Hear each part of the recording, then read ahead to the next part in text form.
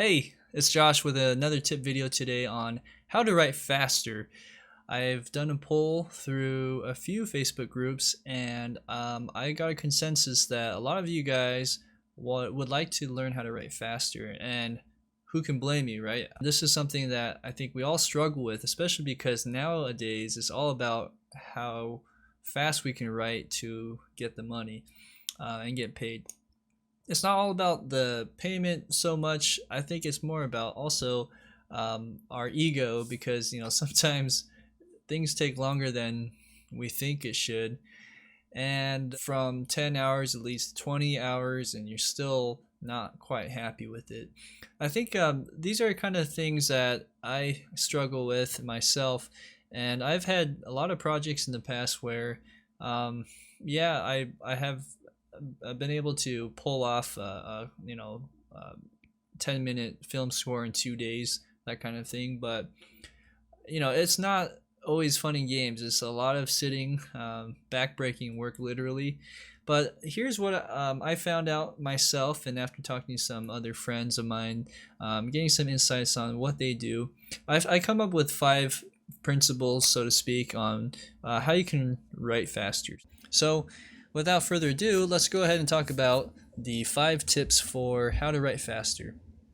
Number 1 is don't worry about perfection.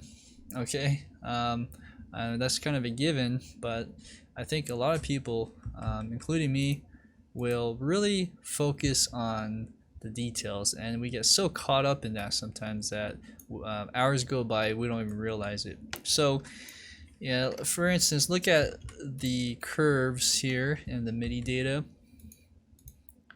All right, all of those, well, that looks funny. All of those are great looking, and I'm sure whatever it's doing will make it sound well. But at the same time, we might start tweaking that, and you just saw me tweak a little bit, but you might want to go like this and redraw it in again, whatnot. Sometimes you want to compress it, all that stuff. So if you are in that camp, try to get away from that. Think about how many tweaks like the minimum amount of tweaks you can do and getting away with it and still make it sound good. It's hard to do, but it's thinking about more in broad strokes when you're cleaning something up. And so a good example is Bob Ross. Some of you actually in my other YouTube videos, you see this little bobblehead. Bob Ross has been a big inspiration of mine because he is able to paint a masterpiece within about 20-30 minutes, and he just does it on the fly, it seems like, right? And really it comes down to just how he has had the experience and being able to go from one layer to the next layer, adding them on, and then all of a sudden things just pop out and stand out. Music is no different than painting or cooking, and it's just a matter of thinking, one motion. So anyways, that's the idea and concept behind that first one, is don't worry about fiddling too much, because that will kill you in the long run. It's also good to think about the next point, is knowing your samples and your DAW in and out. So if your DAW is the kitchen and your samples are the ingredients, then your music is the dish. And what you want to do is learn your tools and learn how to work with your ingredients. First thing is know your shortcuts. For example, to zoom out is G, to zoom in is H on Cubase. Another cool little thing are your marking points. Control 1 to set it on the left side, Control 2 for the right side, and so on. But let's go in more deep type of sample stuff. So let's pick a string library like this. Alright, now I have certain mappings of my macros set up so that if I want to reduce this little curve, my CC11 curve, there's a better way to do that, and which is to go Control Alt End, and I can actually go up and down on that, and that's actually doing it on multiple events, not just one patch but multiple patches at the same time. So how do you do that? Well, at least in Cubase there's a thing called logical editor, and on the logical editor, under some powerful tools or commands, you can actually do that. So if I wanted to, let's say, delete the CC11, then I have it set up so that this will delete that, and then once you make a command, you can go into the key commands over here, and if I do Alt F11, I already have it set up. It says here process logical preset delete CC11. So that's that preset I've made for this particular command. And then all of a sudden I can go Alt F11 on my keyboard. I gotta highlight first, and then all of a sudden it'll delete all of that information that's inside the cycle or in the marker. All right. So watch this. If I wanted to maybe restart over all the curves and do it all in one passing, I can highlight all of that, and I'm going to zoom in so you can see all of that. Alt F11 and Alt F1. All of a sudden all of that information disappeared, right? I'm going to undo that now. So that's one thing, getting the macros in place. Another thing that you can do that may save time, I don't practice this myself, but I know a lot of other composers that do, and I think it's a valid point, so let's go and cover that. So there's a new technology called expression maps. It's been around for a little bit, but it's still fairly new to the game, I think. And if you were to put it in a nutshell, it's basically creating custom key switches for your already existing patches and presets. So if I were to go about that and make one patch for all of them, I could do so by creating a new MIDI track, call it Violin 1, the big mother, starting here. So everything below this gray are the patches that I want. I could do that. All I would need to do is, I'm working a little fast, so I'll slow down. I click on this, and in the inspector window there's a expression map option, and I already have selected or created a little bit of that. So I have it selected now to Violin 1. If I go into details, you can see what I've done so far. So right now I have it set for the legato patch, staccato, and tremolo that are down here again. You'll see that it's set up for C2, C sharp 2, and D2 on the keyboard. So if you are familiar with the violin's range, it's G3. That's the lowest note, and then the highest note, who knows what the highest note is on violin, but with the lowest note being G3, I can use the rest of the keyboard down here and assign those to something. So all of a sudden now I can go something like this.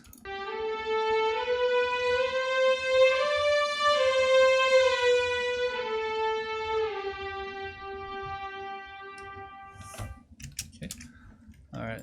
It was doing some portamento stuff, so okay, bring that up. Now, what my point is, with the expression maps, you can actually patch all of that together, all in one MIDI track, and quickly switching off between different patches. So this is great if you are composing things that have a lot of different changes. It's much easier to do it this way.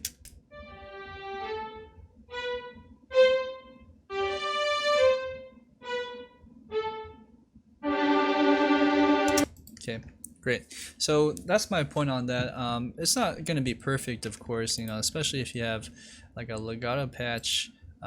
It's probably better to keep that by itself, because there's really complex scripting sometimes, and that can mess with it. But for the most part, it's a very positive option for you. So expression maps is definitely something to look into. Macros are another thing to look into.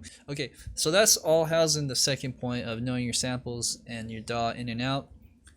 Number 3 would be pick a palette.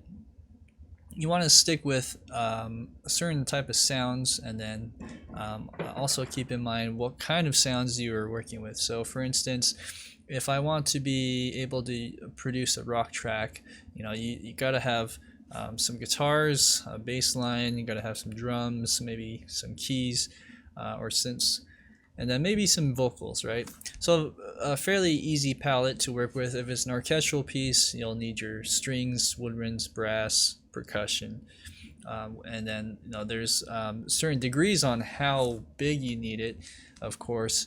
But if you can know exactly what you're looking for in terms of sound, it's good to have that all loaded up ahead of time before you start your session. For me, I work with the template, and a lot of you guys probably do as well. So for instance, if I'm, let's say I'm starting fresh and there's nothing here. If you are working with a template and you find yourself only wanting to use a handful of the tracks within the template, what I would do is go ahead and just pick as you go. So for instance, if I want some flute, I'll just double click that, and inside my marker, here's some clarinet. Let's say horn. I want a trumpet solo, some glockenspiel, some piano. Okay, so let's say I just wanted that. So it's like a kind of a woodwind, light brass, and key piece. So what I'll do then is I'm going to highlight the whole thing, and then go to this little button and show tracks with selected events. And also now I have those looks like 6 tracks selected, all ready to go. And then I can go ahead and create a new configuration like this. We'll just call it Josh Test. Okay, and so I can all of a sudden go to different configurations that way, and that'll be my palette for the session. So that's a great way to stay creative, because now you're working within limitations, and then your mind is put to work on how to make the most with the sounds you already have selected. Number 4 would be write your parts and have it easily recordable. So make sure your parts are at your skill level. So if you're not a piano virtuoso like me, I'm not inclined to be able to play Chopin or really big grand jazz pieces, but I know my way around enough to be able to record somewhat complex parts, but I wouldn't be able to just improvise and dish out a Beethoven concerto. With that being said, the stuff I write will be somewhere in between that, and I will be able to practice it just a little bit before I record. Great. And then you got something.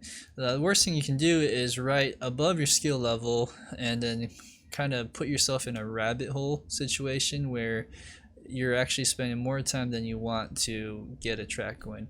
Now that's great if you want to just write something for yourself, or something that expresses you as an artist. But if you're writing for somebody else and there's a huge turnaround, or I should say quick turnaround, it's more important to think about the quantity element.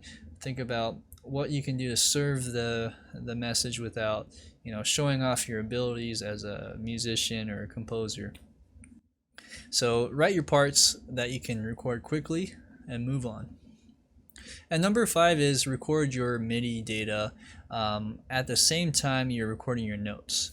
Alright, so for instance, if I wanted to, let's say, record a flute part. Okay, I'm gonna try and demonstrate that right now for you. If you want to do that, let's talk about these sliders I'm using right now. So on the first slider on the very left is CC1, which on this patch controlled as the vibrato. If I go down, it's nice and straight tone, and then this is all full vibrato.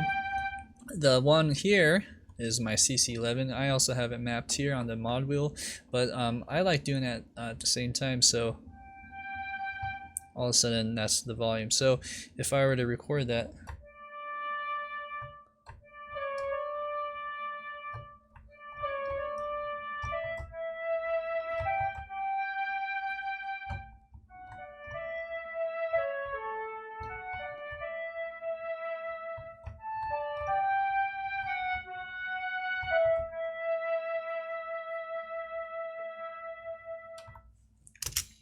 okay, and all of a sudden now I have these nice beautiful curves, and I can do that in one pass rather than multiple passes, and that adds up real quick if you're doing, you know, one take to replace 3 takes, you know, one for the notes, the CC1 and CC11 curves, then you're saving yourself a third of the time, really. So that's a really good one. Along with that, you know, practice your parts. You know, it's not all about just being able to dish it out in one take. You might need to practice it a few times before you do it, but my point is you can do that and save yourself a whole lot of time. So those are my tips for today. I want to thank all of you guys for watching and supporting me for all the videos I've done in the past. If you haven't already, please subscribe. I really appreciate that. All right, thanks. I'll see you later.